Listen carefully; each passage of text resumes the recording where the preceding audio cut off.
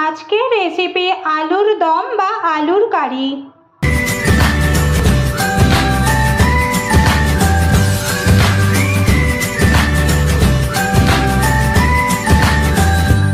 এইভাবে আলুর দম বা আলুর কারি বানিয়ে আপনারা কিন্তু খিচুড়ির সঙ্গে, রুটি, পরোটা, কচুরি, লুচির সঙ্গে পরিবেশন করতে পারেন। এইভাবে আলুর দমটা খেতে কিন্তু খুব টেস্টি হয়, আপনারা একবার ট্রাই করে দেখতে পারেন। নমস্কার বন্ধুরা, অপরাজিতাস কিচেনে আপনাদের সবাইকে স্বাগত। আশা করি আপনারা সবাই ভালো আছেন। আজ আমি আলুর দম বা আলুর কারি বানাবো। কিভাবে খুব সহজে আর টেস্টিভাবে এই আলুর দম বা কারিটা আমি বানাবো তা দেখে নিই। আলুর দম বানানোর জন্য এখানে আমি 5টা মিডিয়াম সাইজের আলু নিয়ে নিয়েছি। এই আলুগুলোকে আমি খোসা ছাড়িয়ে কেটে ধুয়ে নেব। আলুগুলো আমি এভাবেই কেটে ধুয়ে নিয়েছি। আমি এরকম বড় বড় শেপ দিয়ে কেটেছি, আপনারা আপনাদের পছন্দ মতো শেপ দিয়ে আলুগুলো কেটে নেবেন। এবার এখানে আমি একটা কড়াই বসিয়ে গরম করে নিয়েছি। এর মধ্যে পরিমাণ মতো তেল দিয়ে দিলাম আলুগুলো ভেজে নেওয়ার জন্য। তেলটা গরম হয়ে গেছে, এর মধ্যে আমি আলুগুলো দিয়ে দেব।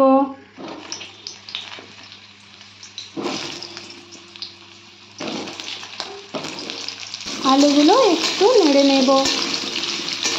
আলুটা একটু নেড়ে নিয়ে এর মধ্যে আমি পরিমাণ মতো লবণ দিয়ে দেব আর একটু হলুদ দিয়ে দেব। লবণ আর হলুদটা দিয়ে আমি আলুগুলোকে ভেজে নেব।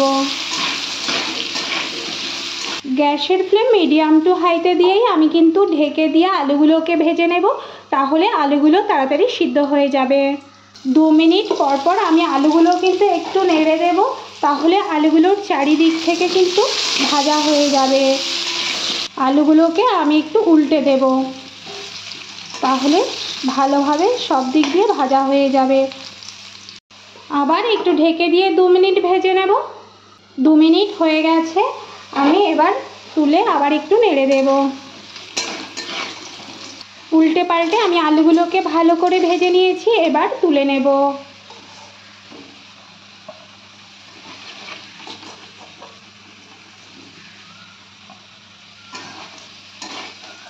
এবার এই আলু ভাজা তেলের মধ্যেই কিন্তু আমি 1/2 চামচ গোটা জিরে, একটা শুকনো লঙ্কা আর একটা তেজপাতাকে ফোড়ন দিয়ে দিলাম।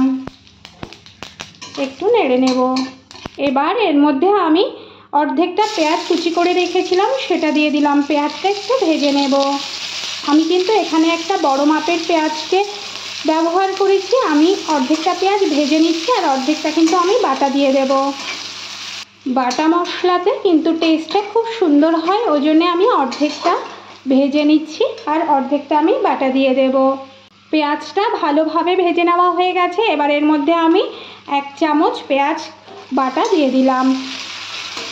পেঁয়াজ বাটাটা দিয়ে একটু কষে নেওয়ার পর আমি এর মধ্যে 1 চামচ রসুন বাটা দিয়ে দিলাম। ভালো করে পেঁয়াজ আর রসুনটাকে একটু ভেজে নেব। পেঁয়াজ আর রসুনটাকে খুব ভালোভাবে কষে নেওয়া হয়ে গেছে। এবার এর মধ্যে আমি আদা জিরে বাটা দিয়ে দিলাম।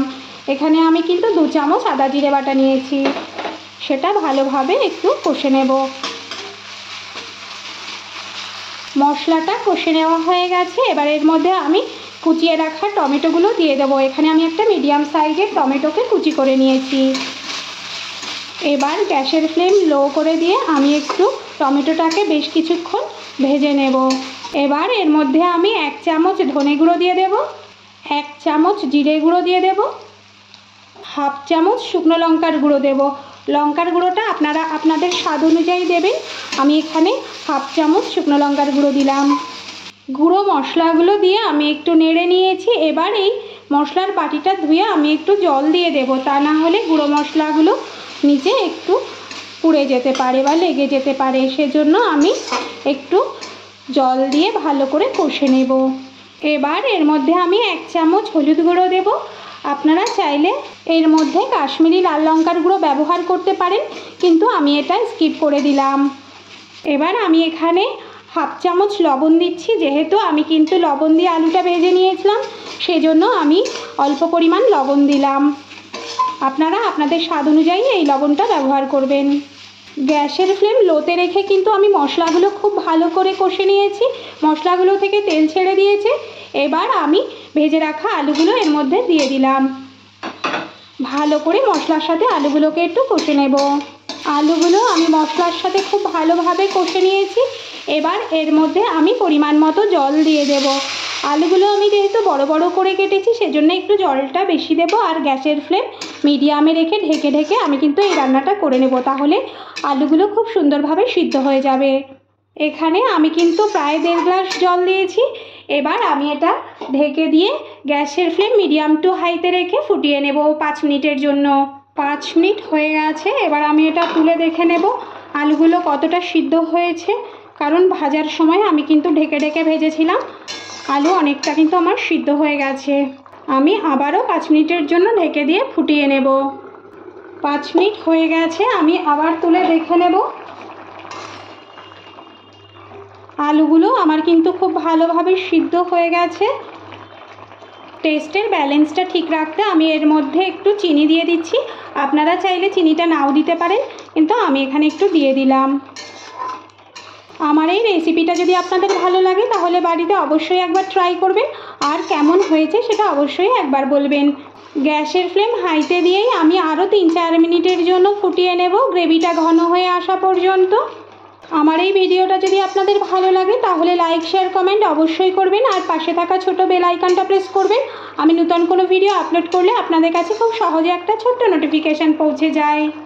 এইভাবে আলুর দম বানিয়ে আপনারা কিন্তু এটা খিচুড়ির সঙ্গে, রুটি, পরোটা, লুচি, কচুরির সাথে কিন্তু খেতে পারেন।